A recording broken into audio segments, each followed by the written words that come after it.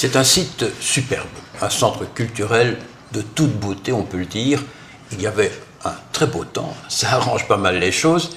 Et puis, une organisation, il faut le reconnaître, remarquable. Même la couverture médiatique était intéressante parce qu'on a parlé de cette foire d'Uccle, la 9e, sur Vivacité, donc à la RTB, un article important dans la Libre Belgique, etc. On a même vu des affiches de cette foire sur le flanc des trams de la STIB. Donc vraiment, un maximum de choses avaient été faites pour que ce soit une réussite. Donc cette fameuse 9e foire du livre d'Uccle qui se spécialise dans les auteurs et éditeurs belges. Donc Chloé Delis se devait d'y être. Il y a quand même quelques petits regrets. D'abord, à notre avis, un peu trop peu d'éditeurs. Quelques grands noms manquaient et quelques petits aussi d'ailleurs. Pourquoi?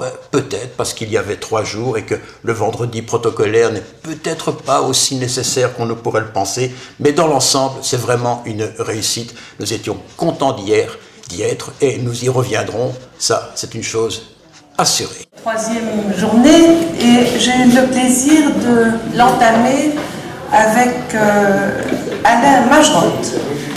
Alain Magerotte, bonjour. Vous nous venez d'où, Alain Magerotte? Je viens de Berchem-Saint-Agathe. Ah oui, ça voilà, parce qu'il y a des Bruxellois, il y a des gens qui viennent de Wallonie, de Flandre, voilà. Il y a des personnes qui viennent de partout, mais nous avons effectivement quelques Bruxellois. Alors Alain Magerotte, vous n'êtes pas un débutant, vous avez déjà écrit une série de livres. 6 au total. Voilà, 6, ça commence à compter, si je puis dire.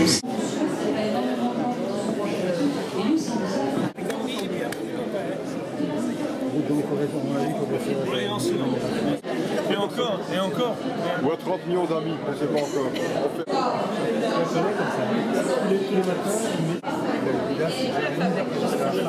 C'est-à-dire que ailleurs, plus tard. Madame Rousseau, incontestablement, comme l'année dernière d'ailleurs, cette fois est remarquablement organisée, ça c'est incontestable. Merci. Non mais c'est quand même un point important. Second point important, c'est qu'au niveau médiatique, la couverture est parfaite. Donc là, franchement, on ne peut rien vous reprocher. Malheureusement, tout comme à tourner d'ailleurs, je pense qu'il y aura moins de monde et moins d'ambiance que les années précédentes et peut-être moins d'éditeurs aussi. Non, moi je ne suis pas d'accord avec vous.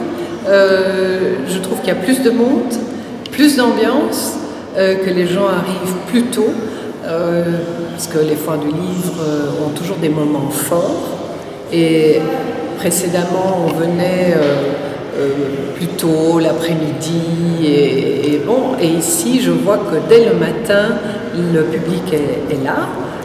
Bien sûr, c'est une petite foire par définition, puisqu'elle ne concerne que nos éditeurs et nos auteurs, et on ne peut pas comparer à d'autres foires qui acceptent tout le monde, et donc certainement pas à la foire du livre de Bruxelles où il y a des milliers de je ne voulais sûrement pas nous comparer à ce Barnum qui est le Tour et Taxi une fois par an. Les auteurs belges sont perdus, mais c'est la seule foire. Et les éditeurs aussi. Oui, c'est la seule foire qui est exclusivement adressée aux auteurs-éditeurs belges du pays de cette importance. C'est sa raison d'être. Je l'ai créée pour ça, parce que je trouvais que de façon générale, nos auteurs et nos éditeurs ne sont pas assez soutenus et ne sont donc pas assez connus par le public. Parce que finalement, c'est le public qui achète. Et donc, je crois qu'il faut les éduquer un petit peu à qui sont nos éditeurs, qui font un très beau travail, et qui sont nos auteurs, qui sont de très bons auteurs. Il manque encore quand même pas mal d'éditeurs. Hein. Et oui, mais ça, je ne peux contraindre personne à cela. Et il y a aussi une activité importante. Il y a des foires un peu partout. Certains ne veulent pas demander à leur personnel d'être ici le week-end, en plus de la semaine. Enfin, chacun...